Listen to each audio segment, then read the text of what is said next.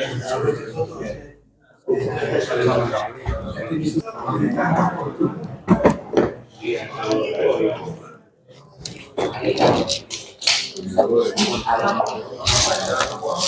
buenas tardes, bienvenidas y bienvenidos a un segundo acto. El año pasado celebramos una jornada similar del Día Mundial de la Filosofía y contamos también con la colaboración de Manuel Jesús de Torres, profesor de Filosofía en el Instituto Duarte, con mucha experiencia ya en distintos institutos. Y este año le planteamos la posibilidad de repetir y que escogiera el tema. El tema, como veis, es el diálogo filosófico sobre controversias morales y políticas. Nos va a hacer una pregunta: ¿hacemos lo que debemos? Bueno, pues es interesante este tema. Siempre hemos hablado que es interesante el tema de la filosofía, porque lo que pretendemos con la filosofía, como dice su propia etimología, ¿no? El amor por el conocimiento. Y lo que queremos es que en esta fase, en esta etapa de nuestra sociedad en la que hay quizás demasiada información, demasiados medios informativos, demasiados medios de comunicación, a lo mejor lo que nos falta es reflexionar sobre la realidad, sobre lo que acontece. Y bueno, pues para eso contamos con su siempre extraordinaria colaboración y a lo que Jesús tiene la palabra. Vale, bueno, pues bienvenidos a todos y todas.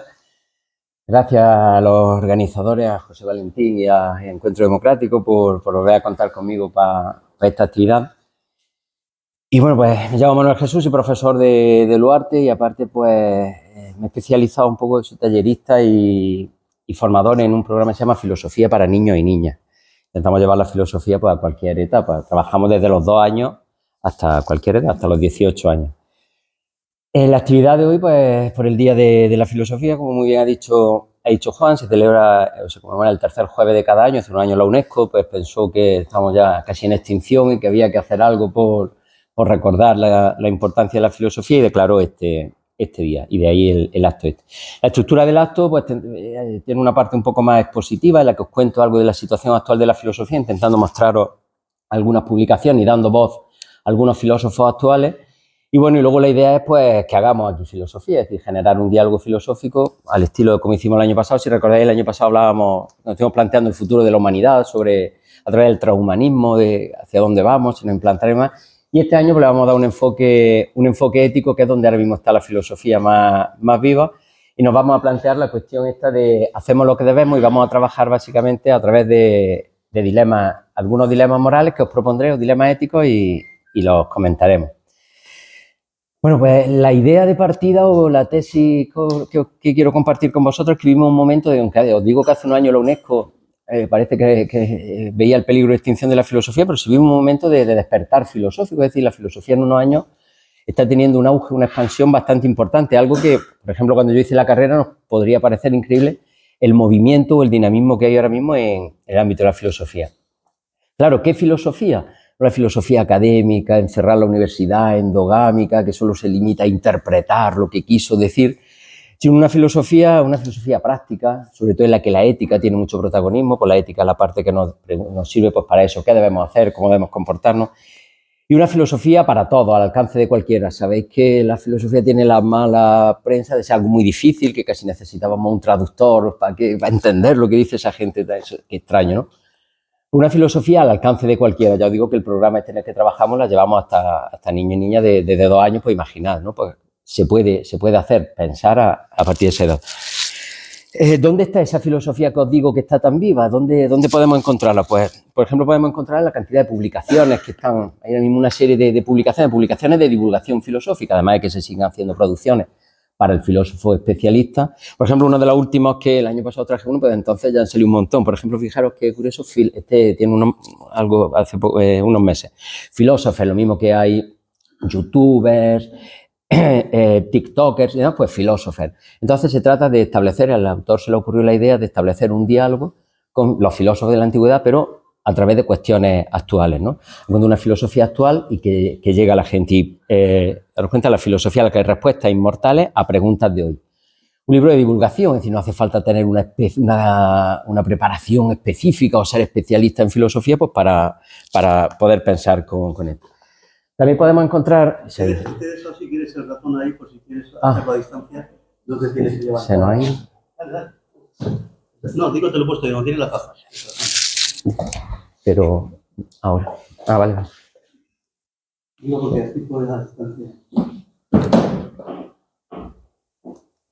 No es que tiene que reconocer mi cara, sino dice que ya está.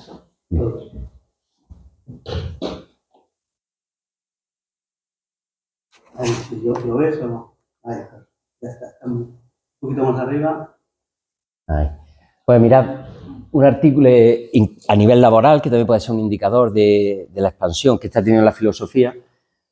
Mientras que hace un año, cuando ya estudié, que hace ya bastante, pero bueno, tampoco tanto, pues la enseñanza y poco más, la investigación si te quedaba en la universidad y ya está. Mientras que hoy, fijaros, hace un tiempo se decía que la carrera de filosofía no garantiza un sueldo y sin embargo las cosas han cambiado.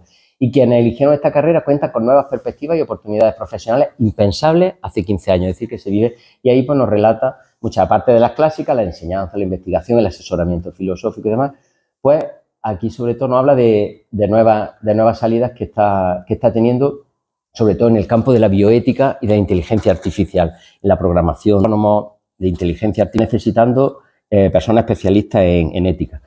Pero hoy el campo en el que me quiero centrar es el campo de la formación cívica, la importancia que está teniendo la filosofía en la formación del ciudadano. Y de eso es el enfoque del que vamos a la actividad esta. Que la filosofía haya recuperado esa conexión, esa vinculación con la formación cívica, con la formación del ciudadano, como un asistente de la democracia, no es algo que sorprenda. Nacen junto a la democracia en su versión más clásica, nace en Atenas justo cuando empieza esta forma de hacer filosofía. Entonces, no es casual que nazcan juntas, no es simplemente un acontecimiento circunstancial que nacieran juntas. ¿Qué le puede aportar la filosofía a esa formación cívica, a esa formación ciudadana? Si os dais cuenta, la democracia, frente a otras formas de gobierno que se basan o en la fuerza, en la violencia o en un poder divino, la inspiración, el poder te lo transmite una divinidad, es la forma de gobierno más racional, es decir, se basa en la palabra, en el argumento. Así se toman las decisiones. Yo creo que es evidente el aporte que la filosofía puede hacer en este campo de la racionalidad, ¿no? Como sustento, como para cultivar la racionalidad. Si en filosofía lo que nos dedicamos precisamente como productos racionales es a pensar, pues fomentamos ese pensamiento crítico que fomenta nuevas preguntas, que intenta darnos criterios para diferenciar una cosa de otra, un pensamiento creativo que intenta generar nuevas ideas. Necesitamos como ciudadanos nuevas ideas, no simplemente esperar a que nos traigan invenciones, un pensamiento práctico que nos ayude a cambiar cosas. Pero fundamentalmente la asistencia que la filosofía puede presentar a esa formación ciudadana fomentando el diálogo, y es el sentido que tiene la actividad de hoy. Entender que utilizamos muchas veces diálogo, pero dialogar no es cualquier cosa, es algo muy diferente a simplemente conversar, por lo que haces tomándote un refresco con los amigos, pues conversas sobre cosas sin ningún rigor, sin ningún tipo de... Pero tampoco es debatir, en el debate hay una competición, tengo que convencerte, tengo que ganar, y no importa lo que... El diálogo viene la palabra diálogos, pensar entre dos, y es más cooperativo, se trata de pensar juntos, fomentar el pensamiento entre varios. Y esa es una de las misiones fundamentales que se podría decir que tiene la filosofía actual, el fomentar ese diálogo entre la ciudadanía. Fundamental, ¿no? Simplemente en momentos actuales como, por ejemplo, los que estamos viviendo ahora en España, pues qué importancia o qué necesidad de que las decisiones que se están tomando de verdad sean fruto de un diálogo, de un ejercicio de pensamiento en la que se tenga en cuenta la justicia, el bien común y no pues intereses de fuerza y demás que quién sabe cómo están siendo, ¿no? ¿Qué puede hacer la filosofía en ese fomento del diálogo? Pues precisamente proponer temas, organizar eventos y cuidar de que lo que se hace de verdad sea ejercicio de pensamiento y no otra cosa. Y lo que os quiero es mostrar filósofos actuales, filósofos profesionales que lo que están haciendo es fomentar ese diálogo. Por ejemplo, uno de ellos, he traído algunos libros para que no sea solamente mi palabra. Tenemos a Michel Onfray, un filósofo francés. Tuvo el valor de pues se sentía en el instituto encerrado, eso de tener que evaluar, decía que eso no era una comunidad libre, cómo puede ejercer un pensamiento obligándose, viendo que luego tenía que evaluar a gente. Y bueno, esa presión pudo con él y dejó el instituto, y en la Universidad Popular de Caen, en la periferia de París, pues fundó una comunidad filosófica. Una comunidad filosófica que por lo que pretendía era eso, era formar ciudadanos, fomentar el diálogo entre los ciudadanos. Voy a leer un pequeño fragmento de... Entonces, esa experiencia la tiene relatada aquí en este libro que se llama Comunidad Filosófica, y voy a leer un pequeño fragmento. Dice: la filosofía pertenece a quienes se adueñan de ella. No hacen falta diplomas, niveles, orígenes sociales, competencias particulares ni autorizaciones para entrar en el santuario. El deseo de filosofar basta para justificar un acercamiento al continente, con tal de que ese deseo no sea un fin en sí mismo, no valga como meta última y justificación del emprendimiento. Leer a un filósofo, en parte o incluso totalmente, asistir a una de sus clases o una conferencia, hacer malabarismos con algunos conceptos puede ser suficiente para engendrar ilusión, pero no para producir real y verdaderamente efectos filosóficos. ¿Qué es entonces lo que hay que agregar a ese deseo? Un proyecto. ¿Y cuál? El de construirse, el de fabricarse. Nos cuenta una filosofía práctica, accesible a cualquiera, y que lo que trata es de vincularse a ese proyecto. Además, ese proyecto él considera que necesitamos una revolución, por eso organiza, hay que cambiar muchas cosas, pero cree que esa revolución él lo llama una revolución molecular, la que empieza por cambiando cada individuo, conseguiremos cambiar, porque él dice que el poder ya está. ¿Dónde está el poder? ¿Contra quién vamos? Vamos a ver, pero ¿dónde está? En el mercado, en los gobernantes, los bancos, ¿contra quién vamos? Entonces él piensa que tiene que ser una revolución molecular, y esa comunidad filosófica que ha tenido mucho éxito lo hace eso. Fomenta diálogo, organiza sesiones, y de un éxito tremendo. Tuvieron que parar en 500 personas porque ya no cabían más, ¿no? Ese es un filósofo actual, pero del que os quería hablar hoy es del que cojo, es de Sandel. Michael Sandel, premio Princesa de Asturias de España en el 18, profesor de filosofía política y de filosofía política en Harvard. Él sigue el método socrático. Fijaros, una anécdota. Él da clase en Harvard y una asignatura optativa, la da en un teatro de la demanda que tiene. Caben 1.170 personas en el teatro y tienen que sortearlas. Imaginad la demanda que tiene, ahora os voy a poner una imagen, la demanda que tiene en sus clases. Fue tal la demanda que incluso la retransmiten por televisión y por internet, y vamos a ver algunos de sus fragmentos. Dos de sus libros más conocidos son uno que acaba de sacar, La tiranía del mérito, ¿qué ha sido del bien común? Y este, que os invito a participar porque se entiende muy bien y da mucho que pensar, que se llama Justicia. Además, si está en internet, alguien lo ha compartido en un PDF por ahí, con lo cual lo podéis encontrar, si no en edición de bolsillo. Os voy a poner un fragmento suyo famoso, que es lo que nos va a dar pie a empezar a dialogar. El primer dilema que os quiero plantear, imagino que lo conocéis, el dilema del tranvía.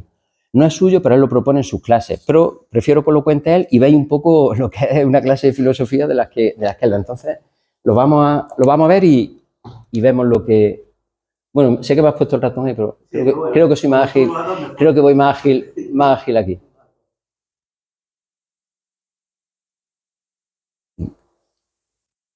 Ya, pues esta es, como os digo, como la retransmiten por internet, pues aquí tenemos una de sus...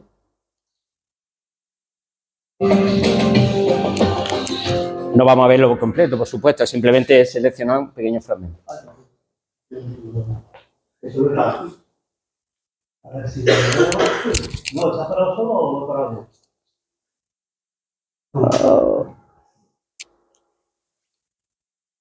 Claro, que esto de la tecnología, a veces, fíjate, mira lo que tiene aquí, tiene como el parar. Es que le estamos dando los dos a la vez. Déjame, yo le doy. ¿Y todo esto? Funding for this program is provided by additional funding provided by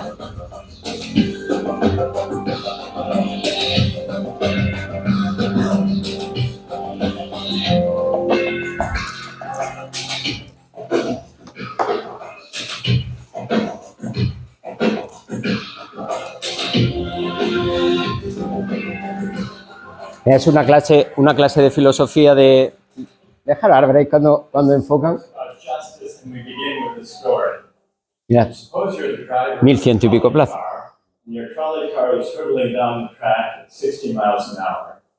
At the end of the track, you notice 5 workers working on the track. You try to stop, but you can't. Your brakes don't work. You feel desperate because you know that if you crash into these 5 workers, they will all die. Let's assume you know that for sure. And so you feel helpless until you notice that there is, off to the right, a side track. And at the end of that track, there's 1 worker working on the track. Your steering wheel works, so you can turn the trolley car, if you want to, onto the side track, killing the 1, but sparing the 5. Here's our first question. What's the right thing to do? What would you do? Let's take a poll. How many would turn the trolley car onto the side track? Raise your hands. ¿Habéis entendido el dilema?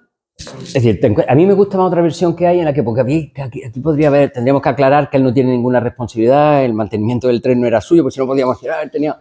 Hay otra versión en la que te encuentras en el cambio de vía. Entonces tú estás ahí, ves que viene el tren a toda velocidad, que va a atropellar a los 5, no puedes avisarle, no puedes hacerle descarga de ninguna forma, simplemente la única posibilidad que tienes es decir que tú no tienes nada que ver con el tren, ni eres parte de la empresa, solamente puedes mover la palanca para que tire y atropelle solo una persona. Vamos a hacer el sondeo que proponía, levantar la mano.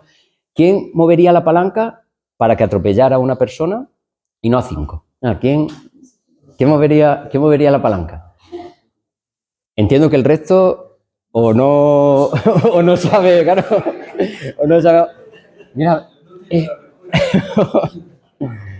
mirad, esto que puede decir, bueno, pues esto es filosofía de salón, de entretenimiento, ¿no? Bueno, ¿a dónde nos lleva? Los dilemas, lo bueno que tienen es que nos plantean situaciones concretas. Mirad, este dilema en concreto se está utilizando, de hecho hay un juego diseñado para intentar tomar una decisión sobre esto.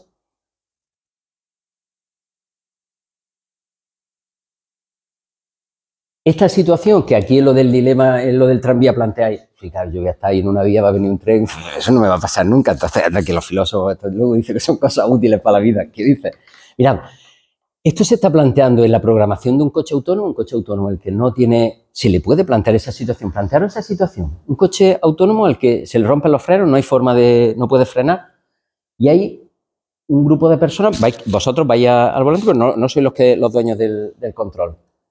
Y entonces el coche en ese momento tiene que decidir, tenemos nosotros que programarlo para que decida qué debería hacer, atropellar a la gente o estrellarnos. Imaginad que hay un barranco, un muro, que probablemente las personas, los ocupantes del vehículo, falleciéramos. Eso es una decisión concreta que están teniendo que tomar. El coche no puede, no sé si con la inteligencia artificial llegará un momento en el que el coche podrá decidir, ahora mismo el coche hará lo que nosotros le digamos. Pero ¿y en esa situación qué debería hacer?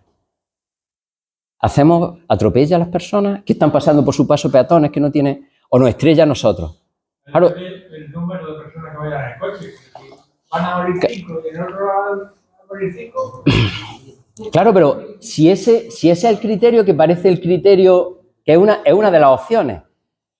Pero daros cuenta, los que habéis levantado o los que tiraríamos por esa opción, por ejemplo, lo del tranvía, tienen la misma responsabilidad. Es lo mismo dejar morir a 5 que hacer morir aunque sea una. Os cuenta que no es fácil. En este caso, el dilema que tienen es, ¿os compraríais un coche que sabéis que está programado para no salvaguardar vuestra vida por encima de todo? Pues claro, ¿y si dentro van más personas? ¿Y si la edad? Hay un juego muy interesante, que si podéis buscarlo en internet, y te va pidiendo situaciones porque lo que están intentando es conocerla. ¿Y si las personas de fuera tienen más edad que las de...? ¿Habría que tener en cuenta la edad? Pero también es que es muy difícil de evaluar, porque las personas de fuera tienen más familia, más hijos, más nietos. Pero sí son decisiones, pero al coche hay que decírselo. Y los del coche igual. ¿Y si...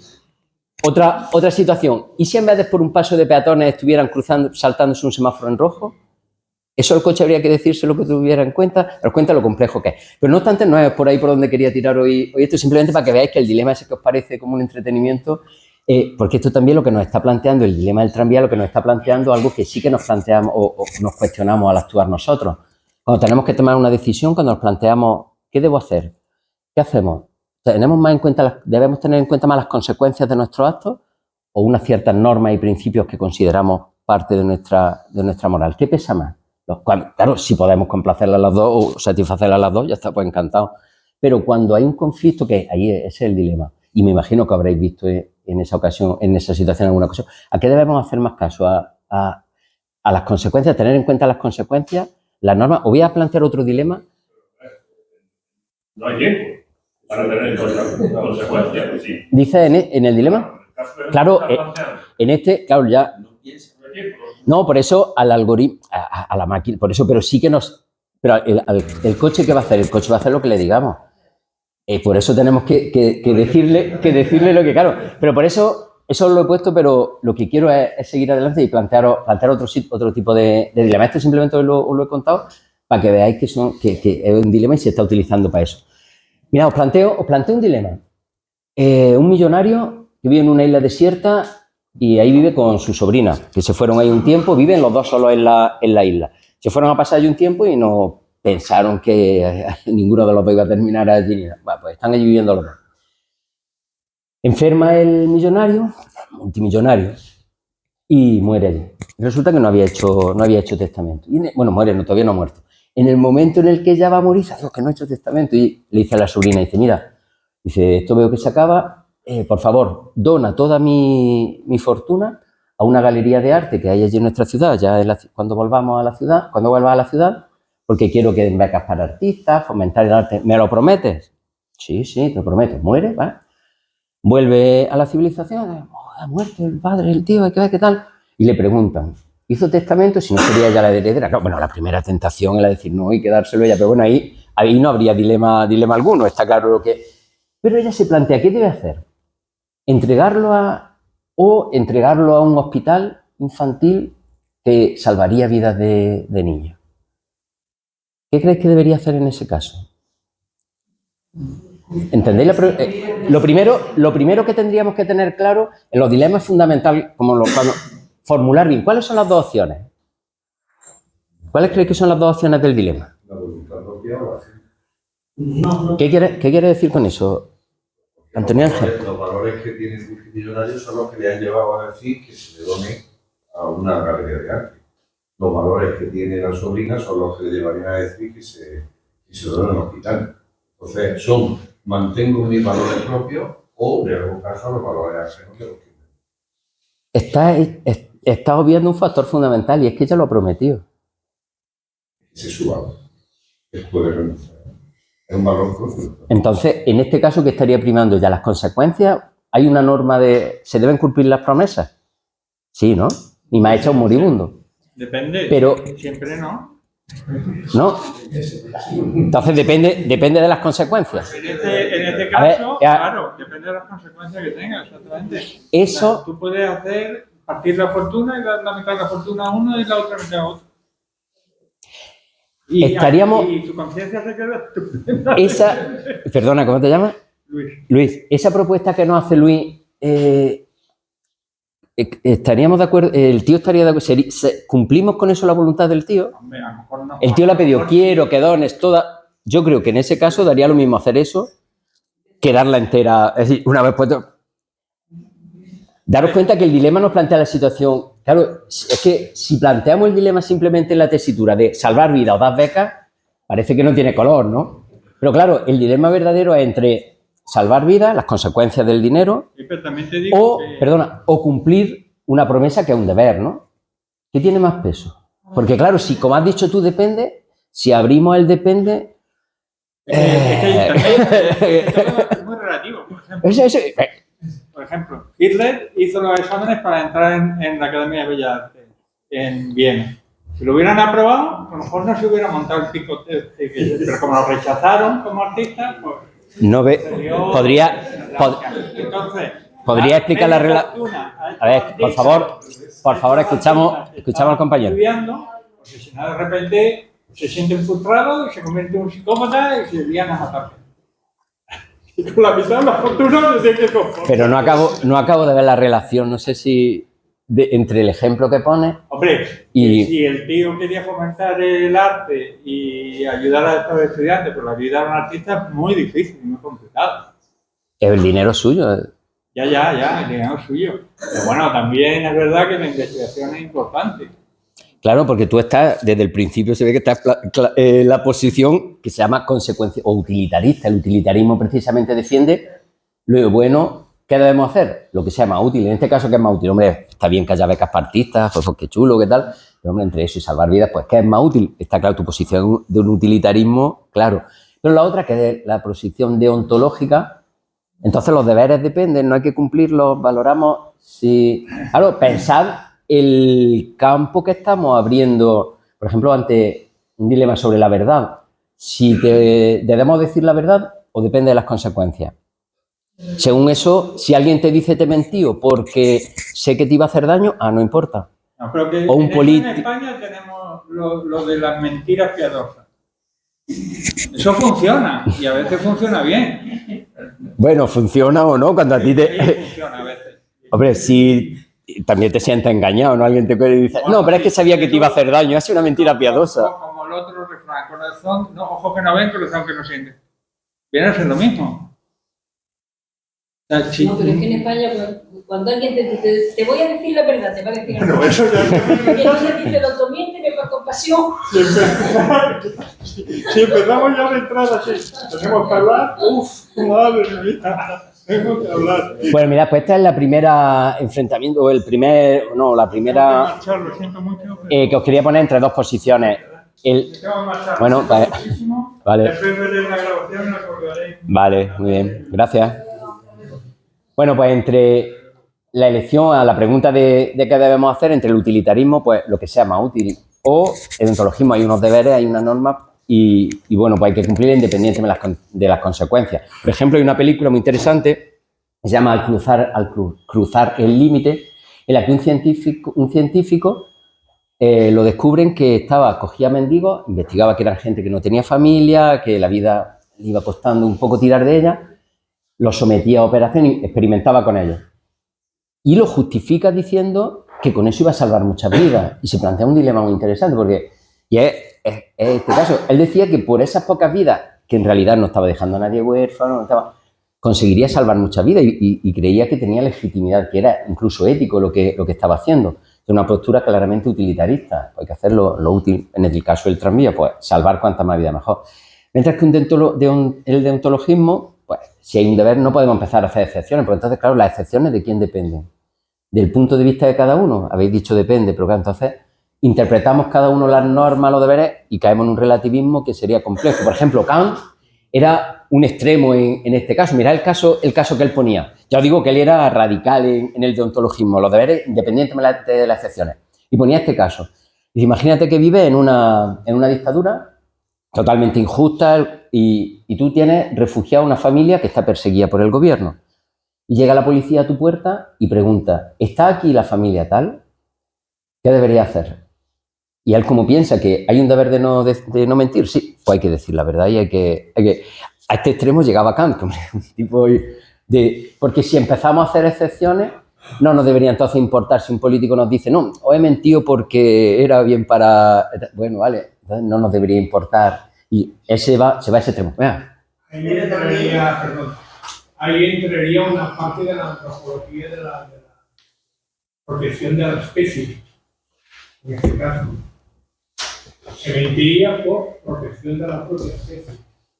Y eso es el instinto más primitivo que tenemos los seres humanos. Claro, pero o se miente. No es que mienta es de mentir, sino prevalece antes que nada el instinto de conservación. Eso barre todo. O sea, ya podéis poner lo que quieras, pero el instinto de conservación lo barre todo. Porque a una persona le dan una pistola y otra persona le tiene otra pistola, ¿qué hace? Se quita frente. ¿Va a dejar que el otro dispare primero o el otro que dispare primero? Entonces prevalece el instinto de conservación. Entonces, por lo tanto, en este caso, la mentira sería casi piadosa. Y si en vez del instinto de conservación fuera la felicidad, ¿por qué no? Esta mentira le va a hacer daño, pues no se lo cuento. La felicidad, hombre, el instinto de conservación es importante, pero la felicidad también, al final, es por lo que estamos y nos levantamos cada día, por seguir, pero por ser felices. propias costumbres.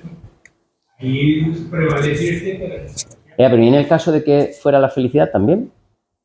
¿En qué caso? Pon un caso de felicidad que Pues sí. poner una... Le soy infiel a mi pareja, pero ha sido algo puntual y sé que si se lo cuento, le voy a hacer un daño tremendo y queremos seguir juntos. Bueno, pues no se lo cuento porque va a ser infeliz. Le voy a hacer daño. No estaría de acuerdo. ¿Por qué? Porque hay que estar, o sea, para que un matrimonio, una pareja, se lleven bien, no tiene que ser completamente transparente. Si se empieza con las falsedades, volviendo a dos, a tres, a cuatro, ¿qué están diciendo? ¿Están viviendo la mentira? Están buscando la felicidad. Están buscando la felicidad. No, si el viene, ya está poniendo la primera piedra para que la segunda. Están viviendo la falsedad. Si se cogen las estadísticas actuales, gracias así, ¿cuántos matrimonios hay dentro del matrimonio que no sean sus propios hijos? Son del vecino, del pie, del otro y del de la otra. No tengo esa estadística. No lo sé. Hay lo que pasa es que hay un 40% de hijos que son ajenos a su. ¿Y esa estadística como de dónde han llegado?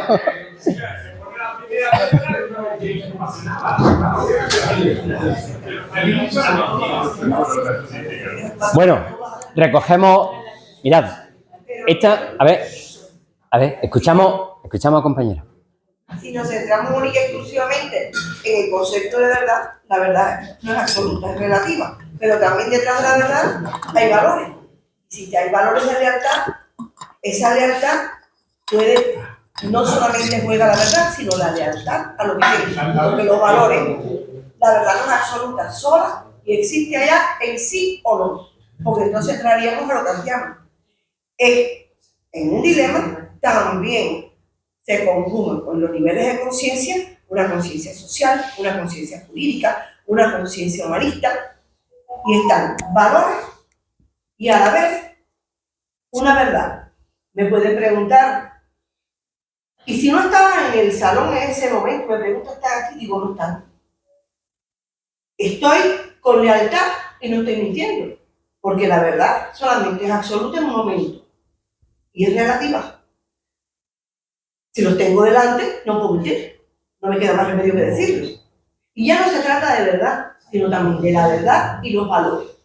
En la conciencia social, el hombre va adquiriendo. Porque no solamente en la sociedad se vive de verdad, se vive de valores. Y dentro de los valores está la verdad. Entonces no es absoluta, no es única. Y en los dilemas, uno entra al razonamiento, pero entra a veces lo intempestivo, como en el tranvía, del que va conduciendo, que tiene fracciones de minutos. Y se puede equivocar, porque no tiene tiempo para reflexionar todo eso. Si los que conducen sabrán esto. Si de inmediato no puede frenar, entonces juega no solamente, digo la verdad, no la digo, no. En el caso de, decía él, y lo que se señalaba de la herencia, ¿no? Juega el valor de la honestidad y la transparencia de la palabra, si existe el honor y la palabra de honor. Entonces, no siempre el individuo somos un ente activo, no somos un ente pacífico, estamos en interrelación directa con todo el entorno, que nos influye y nosotros influimos en él, lo transformamos o nos transforma, porque si no somos ente pasiva. Y eso hace que la resolución de dilemas también va un poco a la individualidad, en la formación de un individuo, en todos esos valores que también la filosofía forma, no desde la demagogia, sino desde la formación de valores, del humanismo. Y el humanismo no es solamente ser humano, el humanismo es la honestidad, la lealtad, la verdad, la sinceridad y la valentía, la sencillez, son un conjunto y no solamente aisladamente. Por eso cuando uno habla uno habla en filosofía, tiene que hablar de todo esto para infundir desde el punto de vista filosófico en los valores, en la verdad. Pero esa verdad tiene que estar respaldada en valores. Si no tengo un valor de humanismo, puedo que entonces mi verdad dañe. Claro, pero si intentamos dar un paso más, he hablado de valores absolutos, pero ¿quién decide? No, si de hecho absolutos, yo siempre cuando planteo esto prefiero hablar de valores universales, porque absolutos tiene como pero universales válidos para todos, que es una de las líneas por las que pensé que podía discurrir el diálogo de hoy. Pero ¿quién convierte algo en un valor? ¿Son totalmente particulares o pues entonces depende, todo eso que ha hablado de honestidad, sinceridad y demás, ¿son valores universales o decidimos? Y esos elementos cognitivos se adquieren desde la familia, la escuela y la sociedad. O sea, yo me voy a apropiar. Eso es lo que no nazco con ellos.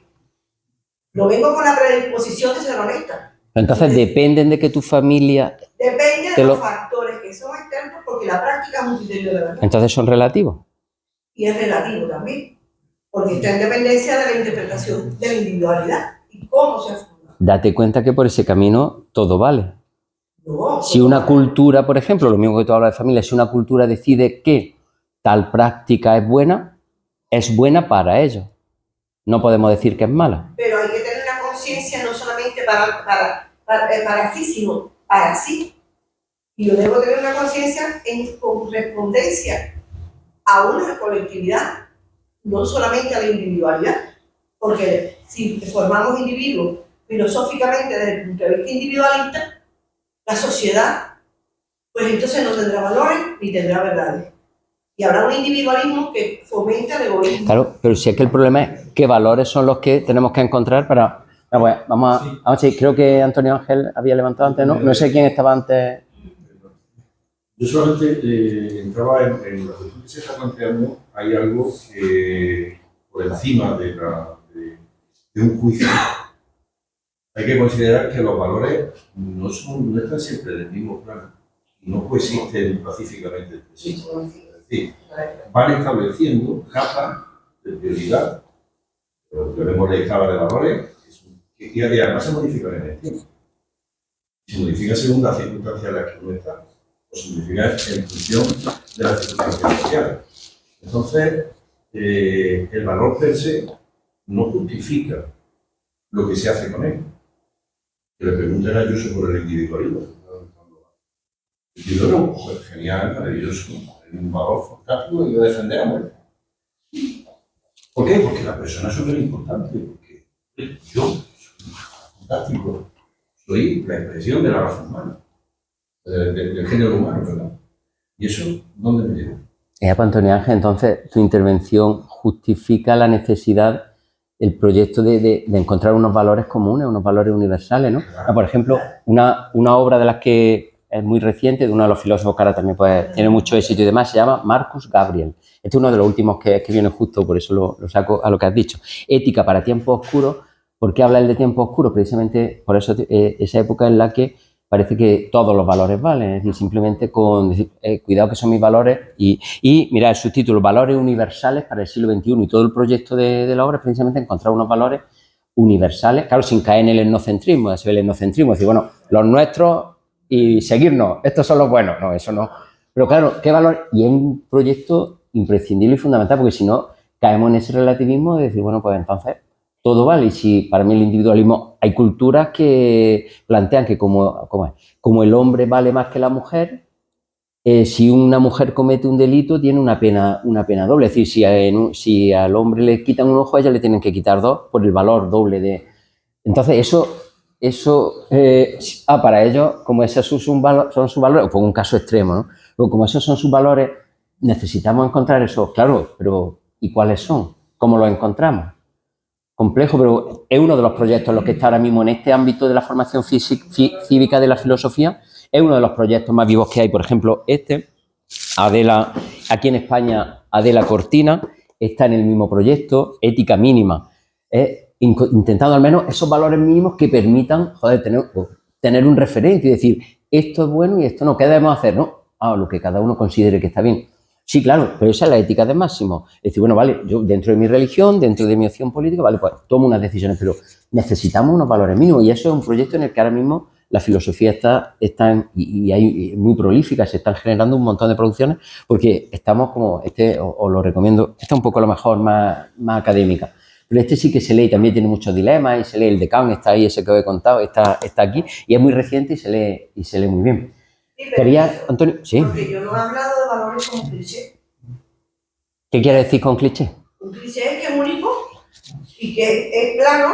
No, los valores no vienen escritos y por ahí usted tiene que pasar. No, se adquiere. Y están en correspondencia con la propia sociedad, con el concepto y la conciencia social que usted tiene, la conciencia del medio que se desarrolla. Entonces, pueden haber valores que son negativos, pueden haber valores que son positivos, pero que no es que es obligatorio ahora que este valor y tiene este peso, aquí hay que aprenderlo aquí, se tiene que aprender con la práctica de la vida. El problema es que cuando en la práctica, como tú dices, se crea conflicto entre valores, entre qué es el que intenta plantear a través de los dilemas, entre valor y las consecuencias, respeto el valor, respeto las consecuencias, por dónde debo tirar. También están las contradicciones propias. Entre los propios, a veces, en un momento determinado, en la toma de cualquier decisión, existe dilema. Porque hay que pensar y sopesar. ¿Cuánto y cuánto? En lo individual y ser capaz de desarrollar un pensamiento lógico que me permita, con los conocimientos que tengo, también llegar a una decisión que para mí pueda ser justa. Aunque no es, quizás pueda equivocarme, porque en la sociedad nos equivocamos. Nadie es perfecto. Ni hay sociedad ni persona perfecta. Vamos a darle a Antonio que estaba... Sí. A mí me preocupa una cuestión que es que se ha dicho que efectivamente puede ser una verdad u otra verdad. Estamos en un mundo en el que se está luchando contra la verdad. O sea, efectivamente, yo sigo pensando todavía lo que decía don Antonio. Ni tu verdad ni la mía, vayamos juntos a buscarla. Entonces, hay verdades menos cuestionables y otras que pueden no entrar. Cuando uno a pleno día dice es de día, venga quien venga, esa verdad no es cuestionable. Efectivamente. Luego, dentro de lo que esta sobrina hizo al tío, entra también la libertad. Esa persona ha ejercido más en función de su libertad y piensa que ella es la que tiene que actuar distribuyendo el bien que le han depositado en sus manos. Entonces, juega con sus valores. Entonces, aquí, por un lado, está la obligación a cumplir las normas, el dar más énfasis a sus valores porque cree por encima de todo, lo cree con completa pasión, incluso que se debe a eso y que ha de hacer.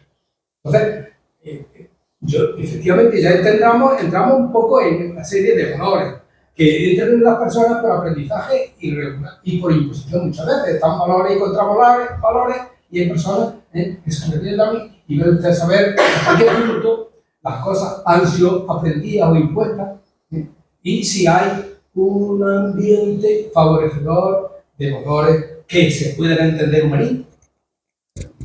¿Tú querías, no? Iba a preguntar, los valores grupales.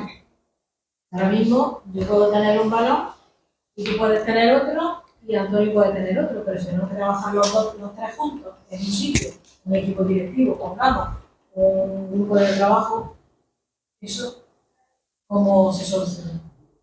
Claro, cuando dices grupales, si te refieres a grupos pequeños, bueno, podemos nosotros llegar a un consenso.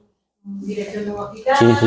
Dirección de un centro escolar, un ayuntamiento, decisiones que se toman en esos sitios. Mira, justo, además, viene muy bien porque podemos seguir en otra de las vías que lo que estás planteando es una de las ideas que os quería proponer, que es otra de las líneas de trabajo que es muy, muy actual. Lo que estás planteando, claro, ese grupo lo que quiere es el bien común, ¿no? Es otro de los temas. De hecho, Sandel, que es del que he hablado, su último libro lo dedica al bien común. Menudo problema, ¿no? El bien común. Vamos a plantearnos, y os planteo algún dilema más sobre el bien común. ¿Qué es el bien común? Sería lo primero. Está claro que la simple suma de los intereses individuales parece que no, una cuestión aritmética que alguna vez algún filósofo, algún utilitarista al principio decía que simplemente, porque claro, parece que no. Si miramos la etimología de común, comunis quiere decir, viene de comunis y quiere decir compartido o general. Ya empieza a liarnos porque parecen que dicen lo mismo, pero si hilamos fino, yo creo que compartido y general no es lo mismo. Parece que compartido a mí al menos me da de que tiene como algo de asumir que, y general simplemente que es bueno para la mayoría, pero compartido parece que estamos de acuerdo. Ahí ya hay un matiz que nos empezaría Y la definición más genérica que yo he encontrado es algo que se pretende que es bueno o beneficioso para todos los integrantes de una sociedad o comunidad, que es justo lo que tú planteabas. Entonces, claro, vale, ya sabemos, ya sabemos lo que es el bien común. El problema ahora es cómo encontramos ese bien común. Dos opciones. ¿El bien común lo deciden los interesados? ¿O bien por un consenso? Simplemente claro, un consenso. ¿Se ponen todos de acuerdo? Bueno, grupos pequeños va a ser difícil. En cuanto que vayamos abriendo el grupo ya, imposible. ¿Es simplemente el criterio mayoritario un buen criterio para decidir el bien común? ¿El bien común? Podría ser otra opción, entonces, vale, no, entonces no lo deciden los propios interesados. Vamos a buscar lo que es bueno, que eso lo conectamos con lo que planteabas tú antes y donde buscamos lo que es bueno independientemente de que estemos de acuerdo. ¿Dónde lo buscamos? En la naturaleza, como tú planteabas. Hacemos una investigación que es todas las teorías del derecho natural y demás. Buscamos lo que es racional. Daros cuenta el problema de definir lo que es el bien común, que muy bien lo has enfocado tú. Y eso, por ejemplo, el mismo Sandel, que es de lo que dedica un libro para eso. Y otra pregunta más que os quería proponer, otro pequeño dilema, y ahora vamos a ver un pequeño fragmento del mismo. Vale, y aunque tuviéramos claro lo que es el bien común, ¿tenemos la obligación de contribuir al bien común? Os voy a poner un caso concreto que a mí es que me sorprende muchísimo y me gustaría, porque lo descubrí, ya sabéis que algunos conocen que he investigado sobre la renta básica y demás, y una de las... Bueno, para los que no sepáis lo que es la renta básica, pues la asignación esta que se propone de ciertos colectivos en la que se podría dar una asignación mensual a todas las personas, un derecho de ciudadanía, independientemente de que trabaje o no. Pero claro, eso choca con investigando sobre esto, descubrí, yo al menos no lo sabía, a lo mejor vosotros sí lo sabéis, que el artículo 35 de la Constitución Española dice que todos los españoles tienen el derecho, evidentemente, pero el deber de trabajar. Eso quería traeros aquí. ¿Qué os parece? ¿El deber es un trabajo? El derecho lo entiendo y ojalá que se cumpliera, ¿no? Pero ¿deber de trabajar? Y si yo porque tengo dinero, porque yo qué sé, pues, o aprendo a vivir del aire, lo que yo quiera, o porque tengo deber de trabajar, ¿qué pensáis? Claro, está relacionado con el bien común, es decir, nos están obligando a contribuir al bien común, pero ¿es obligatorio? ¿Por qué es obligatorio trabajar? Quería plantearoslo. ¿Qué pensáis? Mira, pues está en nuestra Constitución, el artículo 35. Yo cuando me lo dijeron, pues, claro, medidas como la renta básica, que lo que te permitiría decir, bueno, pues yo me conformo con esta asignación y dejo de trabajar, claro, choca con eso. Entonces, no, tú que te vas a dedicar simplemente a... No, estás incumpliendo un deber constitucional. ¿Y por qué? Venga. Yo creo que es un error que se piensa que los ricos no trabajan. Porque desde la posición de clase trabajadora, claro, el rico no trabaja, es lo que piensa de la clase media. Pero eso es error, es falso. Porque tiene mayor trabajo el cuidarse su fortuna de que no desaparezca de su trabajo. De una manera. O sea, todo el mundo, sea rico o no rico, todo el mundo tiene que trabajar. Todo el mundo. Sea rico, obviamente, si eres pobre más todavía, más jodido. Pero el rico no se salva, ¿eh? El rico tiene que decir, invierto aquí, porque si no el Estado... Pero la pregunta tampoco iría enfocada a herencia. Pero bueno, se supone que como has trabajado... Pero no va... ¿Y si yo aprendo a sobrevivir con lo mínimo? Hay por ahí, una vez leí un vídeo que unos que se llaman respiracionistas, que hay un entrenamiento, dice que se consigue que son capaces de... Alfonso se ríe. Que son capaces de metabolizar la luz de la energía solar. Oye, que no necesitan. Ingresaron un tipo y por lo visto lo había conseguido. Imaginaos que consigo eso, metabolizar la luz del sol, que eso fuera posible, un caso, ¿no? Estoy incumpliendo si yo dejo de trabajar. Imagínate que tengo una economía mínima de subsistencia. y no necesito trabajar, ¿por qué eso va a ser inconstitucional? Yo pienso que la especie humana, si deja de trabajar, sigue nuestra predicción. Pero que trabaje Lo único que nos faltaba ya era dejar de trabajar. pero que trabaje quien quiera, ¿no? ¿Por qué? Si mi pregunta es, ¿por qué? A ver, venga, por favor, escuchad. Él, perdona, ¿qué te...? De patatas, cuando a mí me da gana, ir a tu campo no lo lleva. Es que eso sí. Pero eso... Eso es anarquismo puro. O sea, el no trabajar es anarquismo. ¿Por Hay que qué? fomentar el sacrificio, el querer superarse, no solamente económicamente, sino espiritualmente, enriquecerse. Porque si el ser humano ya de por sí es como el agua que coge el camino más fácil para ir al mar, nosotros vamos a la perdición. Tenemos que siempre luchar por superarlo. Lo que podemos hacer es poner tumbar a Pero, ¿cómo fundamenta ese tenemos que? ¿Cómo? Que tú dices tenemos que, pero ¿cómo fundamenta eso? Que no sea una opción personal que tú dices, para mí el sentido de la vida es... Una palabra muy sencilla. Educación. Desde pequeñito. Formación. Porque en mi época, cuando estaba en la universidad, me quedé sorprendido. Yo estaba en el penúltimo curso de la carrera.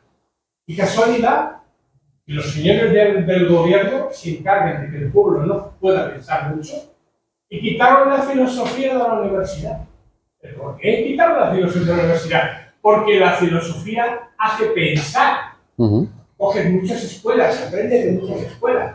La católica, la que tú quieras. Entonces, si te quitan esa herramienta para poder discernir, ante lo que ahora mismo está pasando en el gobierno de España, intentando darle un poco a la justicia. Si te quitan las herramientas y te vacían esto, es con el único orden. Tienes que estar instruido. No se puede decir, mira, no trabajas, te doy una pensión y tú a vivir. No es vivir. Eso es ser un vegetal. Pero, ¿y si alguien opta por ese camino? ¿Por qué está yendo? No, es que estaría yendo contra la Constitución. Es la pregunta que os quiero. ¿Por qué han convertido el trabajar en un deber? ¿Por qué es obligatorio contribuir al bien común? ¿Cómo fundamentamos eso? Vamos a escuchar más opiniones. Bueno, perdona, ¿tú que había levantado Ana? Sí, perdona, que es que estaba ella antes. Venga, vamos a escuchar. Sí, yo quería decir alguna cosa, vamos a ver. Yo creo que cuando se habla ahora de buscar esos valores, eso es porque se han perdido. Hubo un momento en que los teníamos, era una cosa muy sencilla. Lo buscábamos en la naturaleza, en el sentido común, en la racionalidad. Cosas como alguien no mire a quién, o no quieras para otro lo que no quieras para ti, o alguien evita el mal. Yo creo que eso son cosas muy naturales y que hemos pensado siempre, ¿no? Hemos pensado y además hemos racionalizado. Pero yo creo que llegó un momento en que ya todo era sensibilidad. Claro, yo creo que eso llegó por el condonismo. Eso también nos acaba en esta misma charla, que me gustaría lo que esté en este momento. Y no sé, yo creo que se ha quitado mucho de racionalidad. Es que yo antes hacía la broma sobre la verdad, pero es que ya la posverdad no es la verdad, ni lo que dice Antonio, de lo que dice Antonio Machado. La posverdad es la verdad a tu medida, la verdad según tú la sientas, la verdad si a ti te viene bien. Entonces, eso tiene que ver con la verdad. Yo creo que sí debe haber un valor universal. Claro. Y si lo estamos buscando es porque lo hemos perdido. Claro. Pero es que además en la sociedad no todas las personas ocupamos el mismo sitio. Es que la sociedad está dividida en varias contradicciones. Está dividida en clases sociales, está dividida en género, está dividida en personas que quieren la naturaleza y personas que quieren explotarla. Entonces, todas las personas no tenemos los mismos valores. Y yo pienso que también tenemos un compromiso ético. Para mí, una de las filósofas que más me gusta es Simone de Beauvoir. Y claro, Simone de Beauvoir, aparte de ser feminista, es una filósofa existencialista, y dice que tenemos un compromiso moral de trascendernos como personas. Entonces yo no entiendo que una persona pues no le importe vivir, aportar algo, ser mejor, tener un compromiso con la gente para que todos vivamos un poco mejor, dentro de donde está cada uno. Lo digo, en una clase, en un género, etcétera, etcétera. Entonces, me parece eso. Y hay una filósofa también, yo siempre reivindico a las mujeres, Ana de Miguel, que dice que la forma de aplicar la ética es ponernos en el lugar de los demás. Si yo me pongo en el lugar de otra persona, sea de mi cultura, sea de la otra, no voy a querer algo malo para ella si yo lo estoy viviendo de esa manera, ¿no? Incluso aunque es una cultura que no conozco. Yo me tengo que poner en su lugar y a partir de ahí, pues llegaremos a diálogo y a consenso. Los consensos no es que todos estemos de acuerdo, los consensos es que cada uno deje una parte de lo que piensa para tomarlo de la colectividad, ¿no? Y eso yo creo que es muy antiguo. Vamos, ya en Atenas la poli era eso, ¿no? Aunque las mujeres no estaban en la poli, pero se juntaban, las mujeres no era ni ciudadana, ¿no? pero se juntaban, la poli era todos los hombres en círculo diciendo lo que querían poner en común y en el centro para avanzar. Entonces, yo creo que, mira, justo, que insisto en eso, que cuando ahora estamos buscando esto, y menos mal que lo estamos buscando, es porque lo hemos perdido en los últimos años. Justo eso que plantea Ana de cómo encontrar o cuál debería ser el camino de la ética, lo cita aquí, pero hay un filósofo actual que se llama John Rawls, que habla de la justicia también, y piensa que en cualquier situación, para tomar a ver si lo sé contar, para tomar la decisión más justa, tendríamos que hacerlo sin saber en qué posición vamos a estar nosotros.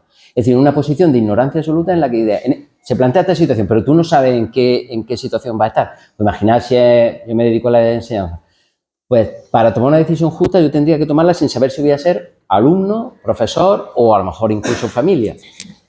Porque claro, si no, ya la hago desde mi propio punto de vista y claro, ahí ya mis intereses van a contaminar mi decisión. Y lo llama eso la posición original y a partir de ahí es de donde podrían tomarse decisiones justas y él lo aplica a la sociedad y crea algunos principios. Pero tendría que ser habla de un velo de ignorancia, eso, el velo de ignorancia, sin saber en qué posición voy a estar. Y ahí sí que, claro, ahí sí que intentaríamos hilar fino y de que todos recibieran la misma parte, porque no, ay, ¿cuál me va a tocar a mí? Pues como quiero que me sienta bien o que sentirme bien tratado en cualquiera de los puestos a los que me toque, esa sería la decisión más justa. Se llama John Rawls. ¿Javier, tú levantas la mano? A ver, yo la verdad es que no puedo quitar mucho tiempo, porque tampoco estoy informada en ello, porque tampoco me ha dado tiempo a formarlo. Pero yo creo que con tu pregunta que has hecho, me parece que hay dos cosas que tenemos que tener. Bueno, perdona, ¿a cuál de ellas? Porque como no paro de lanzar preguntas, no sé. Ah, esa, vale. Era para enfocar bien. La primera, yo pienso que no tenemos que tener en cuenta que la Constitución se escribió hace bastante tiempo. Y la segunda es que no estamos teniendo en cuenta que ahora hay más tecnología, que cada vez se están como metiendo más en el trabajo. Yo pienso que Espérate, pauso. Yo, en la tecnología, pienso que cada vez van a entrar más al trabajo y, por ejemplo, hay trabajos que van a desaparecer y yo creo que a lo mejor en el futuro puede ser que los humanos no tengamos que trabajar y a lo mejor, digamos, volvamos otra vez como a ser más líderes, pero a la vez también pienso si las máquinas se apoderaran en nuestro mundo, también hay más cosas que no funcionan más. Entonces, no sé, pero yo creo que va a cambiar. Porque para mí, el trabajo monótono, por ejemplo, que es a lo mejor a lo que se refiere a esta ley, yo creo que va a desaparecer. Venga, muy interesante. Por ahí había... espera, es que siempre intentamos... Antonio, intentamos, si alguien no ha participado, le damos prioridad nuevamente en estos actos para que sea lo más coral posible. Venga.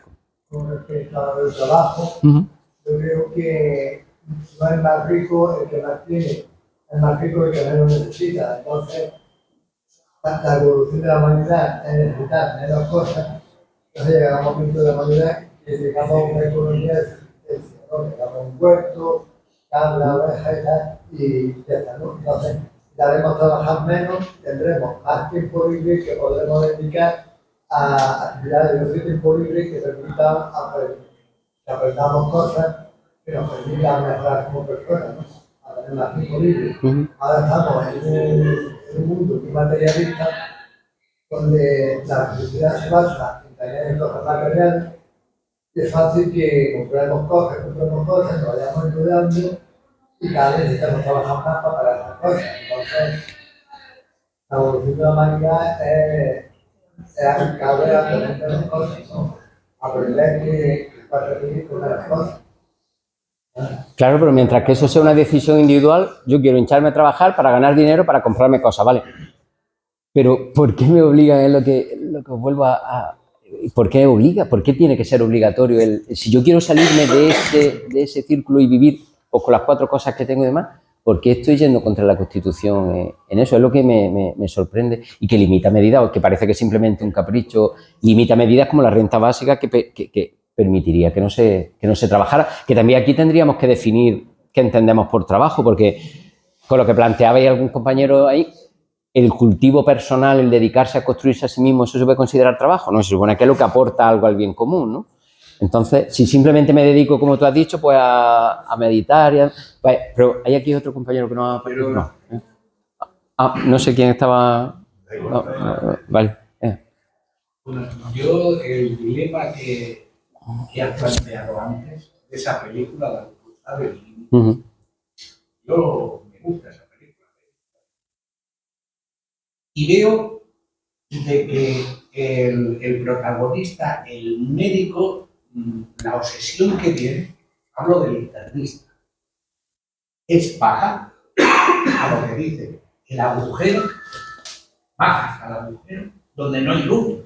Y su objetivo es salvar a una persona, sacarlo de ahí.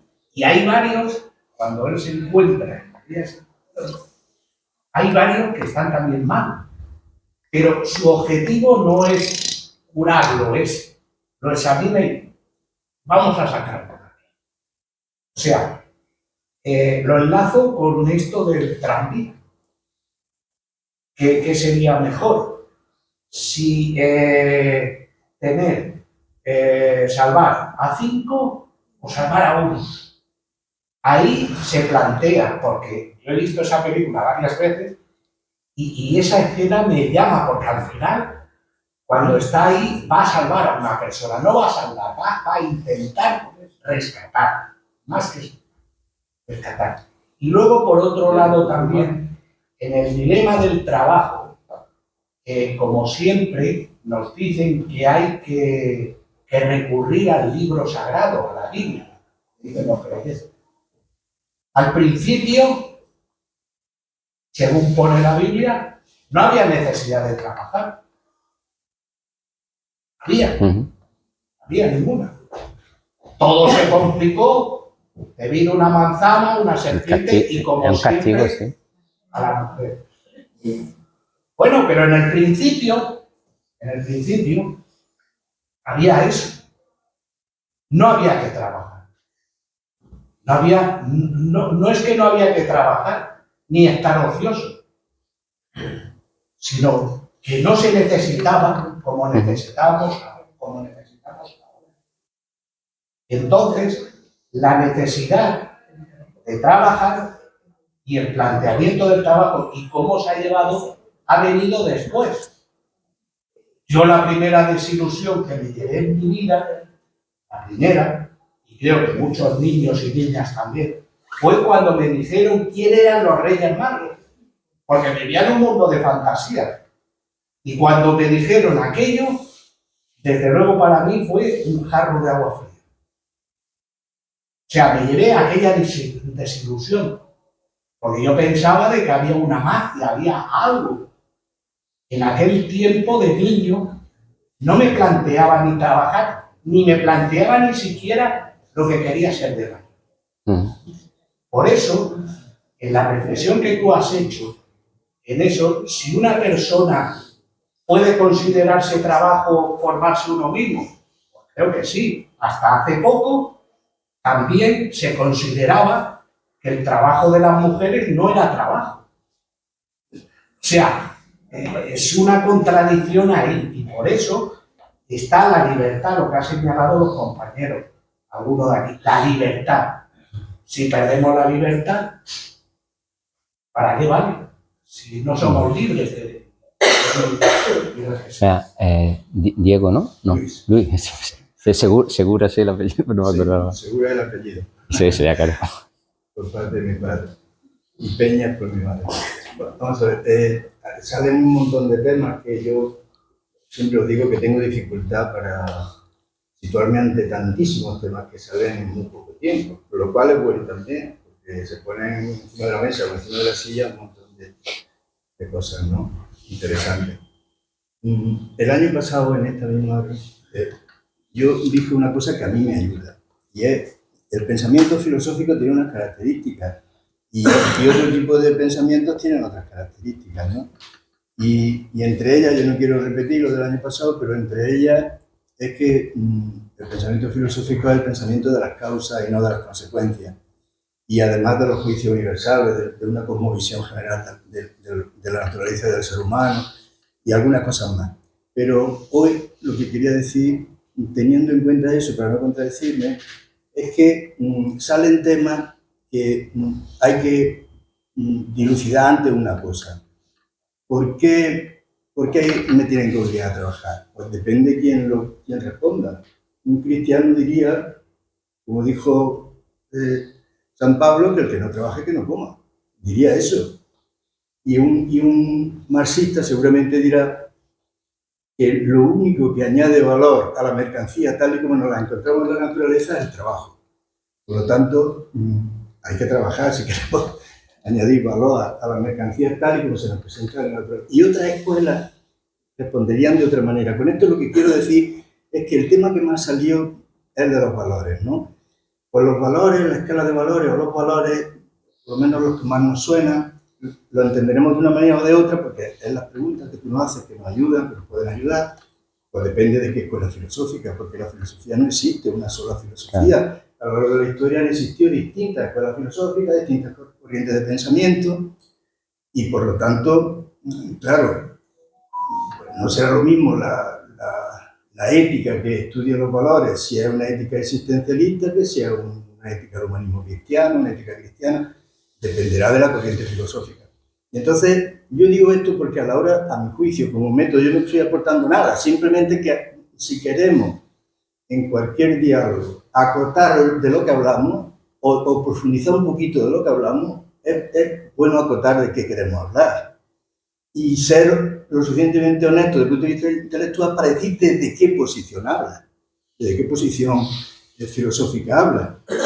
Yo, como es público y notorio, hablo desde la ética marxista y desde la teoría del pensamiento marxista porque me considero marxista, lo cual no significa que no valore y acepte otras aportaciones. Hay muchas y buenas, ¿no? Pero digo que es así un poco como podemos profundizar en cualquier cosa, a mi juicio, a mi juicio, porque la escala de valores químicamente, los valores químicamente no existen, depende de qué corriente los estudie, para que sean una cosa o sean otra. Los valores universales más comúnmente aceptados, la libertad, la igualdad, la solidaridad, depende de quien la explique, depende de qué corriente de pensamiento. Esto es lo que yo quería aportar simplemente. Entonces, preguntas muy complejas, sin situar primero la metodología desde la que uno se sitúa o la concepción filosófica desde la que uno se... Porque hay una cosa muy moderna, eso es, ojo con esto, ya apuntaban, termino rápido, apuntaban a lo del postmodernismo, que es que la verdad la adaptamos a nuestros propios criterios y eso hace una trampa en el solitario. Lo más honesto intelectualmente es decir, yo hablo desde esta opinión, de manera general, a lo mejor no totalmente, pero de esta opinión, ¿no? Y así a lo mejor se puede profundizar un poquito más en las cosas. No digo que esto valga para nada hoy, pero puede valerlo, a mí me vale. ¿Me acerco a un problema? Pues digo, voy a acotar el problema lo más que pueda, porque analizar significa eso, separar.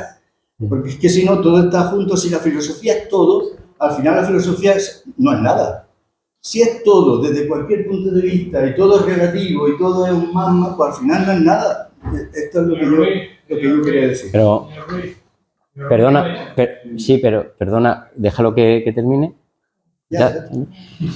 Simplemente ya que hay se refiere al planteamiento del acto.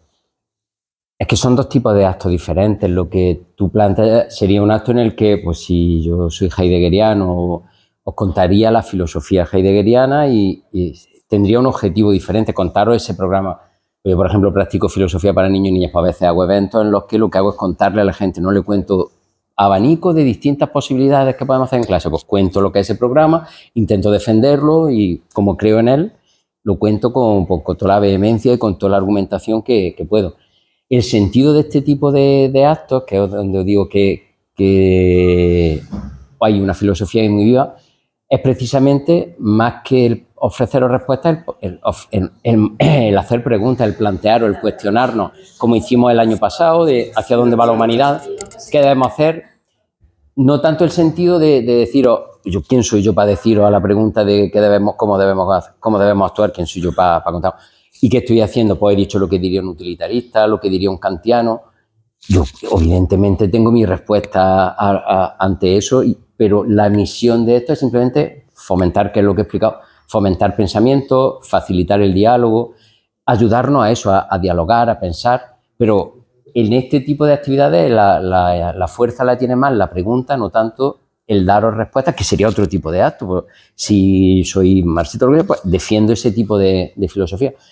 Pero aquí se trata más de eso, de ofrecer preguntas y mostraros, por lo mismo que el año pasado mostré 2 distintas respuestas a esa pregunta y hoy he ido... Muchas preguntas, yo estoy de acuerdo con lo de Azar, pero digo, hay que responder.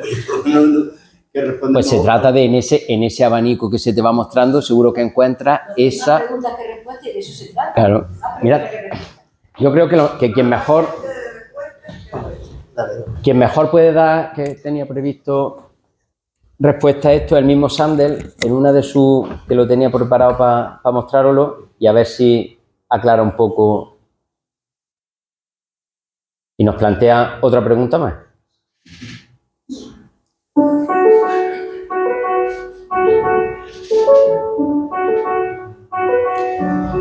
Este es el mismo Sandel contando. Filosofía política y Harvard. La filosofía siempre me ha interesado mucho. Pero no creo que la filosofía sea un tema puramente académico. Yo creo que no debe estar presente solamente en las aulas, sino también en la vida cívica, donde los ciudadanos debaten grandes cuestiones como la justicia y lo que significa ser un ciudadano.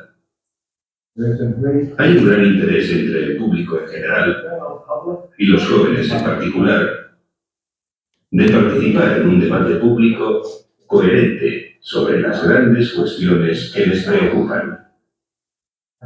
Cuestiones como qué hacer con la creciente desigualdad. Cuestiones como el nacionalismo, la comunidad y la pertenencia. Cuestiones sobre qué nos debemos unos a otros como ciudadanos. Yo creo que esto se debe en parte a que, en la mayoría de países, la política, el discurso público general, no da muchas oportunidades de debatir estas cuestiones en profundidad. Michael, en tu opinión, ¿qué puede aportarnos la filosofía? Porque aún prevalece la idea de que la filosofía es algo anticuado, de que es una asignatura que vimos en la escuela. En las escuelas españolas solía ser una asignatura optativa. ¿Por qué crees necesario que los estudiantes sigan teniendo filosofía en la escuela? La filosofía nos insta a reflexionar de forma crítica sobre nuestras propias creencias y convicciones. Y nosotros como individuos somos así. Intentamos descubrir cuáles son nuestras propias creencias. También es cierto que nosotros como ciudadanos a menudo no estamos de acuerdo con la definición de bien común, que no estamos de acuerdo con una u otra política. La filosofía examina las premisas fundamentales sobre el bien y el mal, sobre lo que es justo o injusto, sobre lo que significa vivir bien. A menudo las clases de filosofía que se imparten en las escuelas consisten en el profesor aleccionando a los alumnos o mandándoles leer libros escritos en muchas ocasiones por famosos filósofos del pasado. Pero no conectan esos libros con sus vidas, con las cosas que les importan. Yo creo que la manera de practicar y de enseñar filosofía es mostrar que la filosofía no es simplemente la historia de las ideas, un compendio de... Bueno, no os preocupéis. No sé si habéis visto que aparecía... Un tipo de debates y argumentos que atraen a nuestras vidas. Y por eso, yo no creo en enseñar con clases magistrales. sino animando a los alumnos a participar en discusiones sobre cosas que les importan y demostrarles cómo sus convicciones conectan con grandes temas filosóficos. Ese es el inicio del aprendizaje. Michael, ¿podrías compartir con nosotros un par de ejemplos sobre cómo conectar la filosofía con nuestras vidas contemporáneas? Ya no sé si habéis visto que el título de este evento se llama, que está relacionado con lo que estamos viendo del bien común, que es la última pregunta que os quería proponer sobre esto, ¿cómo medimos las aportaciones al bien común? ¿Cómo se puede saber lo que cada uno aportamos? ¿Hay algún tipo de forma de medirlo? Y veis que aparecía la pregunta de ¿vale más Neymar que un maestro? Es decir, ¿aportan lo mismo Neymar que un maestro ese bien común? ¿Reciben algo muy diferente? Daros cuenta que esto que puede parecer una pregunta, bueno, pues a lo mejor lejana a nuestra realidad, se ha planteado aquí hace unos meses, hay que en España, que se planteó el debate entre por qué el fútbol femenino se cobraba menos que en el fútbol masculino. Alfonso Pérez, un futbolista ya retirado, hizo unas declaraciones en las que dijo que simplemente el fútbol masculino llena más estadios que el fútbol femenino, pues lógico que unos ganen muchísimo más que la otra. Y por eso le han quitado incluso al estadio del Getafe le han quitado el nombre de... ¿Qué pensáis sobre eso? ¿Es justo que ganen lo mismo? ¿Deberían ganar lo mismo? ¿Es justo esa diferencia de sueldo entre, por ejemplo, un maestro y un futbolista? Que es la pregunta que plantea Sandel ahí. ¿Es justo que Neymar gane tantísimo más que un maestro, que un médico, que alguien que no aportan? Venga. Yo parto de la meritocracia. Si una mujer gana más que el hombre, ¿por qué no gana más la mujer que el hombre? Si el hombre sabe más que la mujer, ¿por qué no gana más el hombre más que la mujer? Yo parto de la meritocracia. A partir de ahí, el que ponga a una mujer o a un hombre para que sea el cupo al 50%, como lo que está pasando ahora, y me dice a mí que esa persona, hombre o mujer, que son incompetentes o incompetenta, hay que grabarlo, tiene que ganar lo mismo que aquella persona que sí que realmente tiene valor añadido más que sobrado. Entonces no debería por qué igualar el sueldo de esta persona a la otra, por el sexo. Pero entonces todo depende de lo que tú generas o... No aporte la meritocracia y el que más sabe. Entonces es injusto tal y como está planteado actualmente. Yo pienso para mi cultura sí. Para mi cultura sí. Porque si vamos a quien menos sabe, ¿quién sería un doctor? ¿Quién sería ingeniero? O arquitecto. Si no hay un sacrificio y un esfuerzo para ganar más y tener más mérito. Si se quita el mérito, pues al final vamos a ponerle un animal, un burro. Y no tiene nada que ver, ¿no? Y eso no puede ser. Antonio, ¿qué quería? Y cerramos. Sí, yo creo que no solamente estamos hablando de salario, estamos hablando también de función social.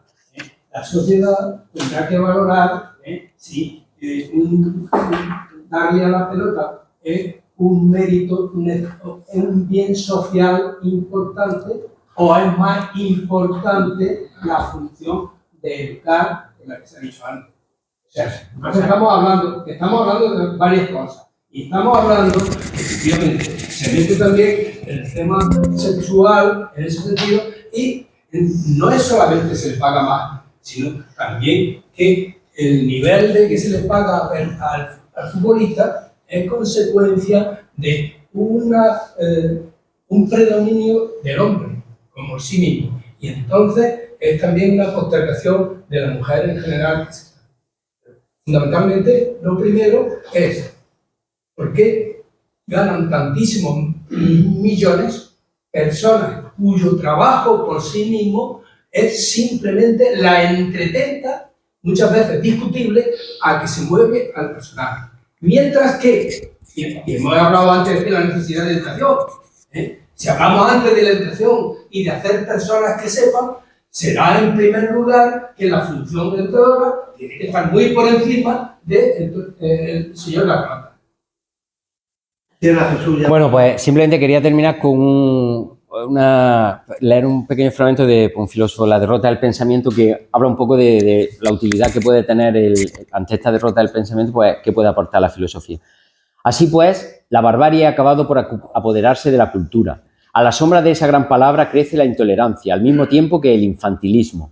Cuando no es la identidad cultural la que encierra al individuo en su ámbito cultural y bajo la pena de traición le rechaza el acceso a la duda, a la ironía, a la razón, a todo lo que podría sustraerle de la matriz colectiva, es la industria del ocio, esta creación de la era técnica que reduce a pacotilla las obras del espíritu, y la vida guiada por el pensamiento cede suavemente su lugar al terrible ridículo cara a cara del fanático y del zombi.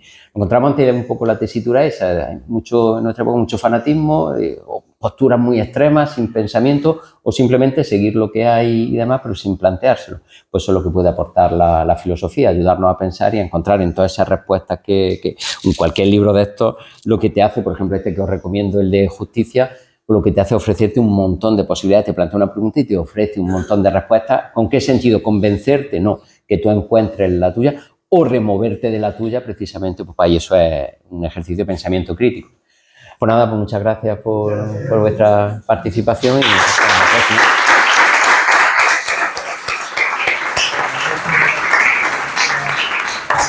Mañana tenemos una presentación de 2 libros. Se María Moró. Uno sobre Víctor Jara y otro sobre Salvador Allende. A las 7 de la tarde, aquí mismo. Bueno, como ves, tienes audiencia, ¿eh? Sí, viene gente. Y audiencia crítica, que lo bueno.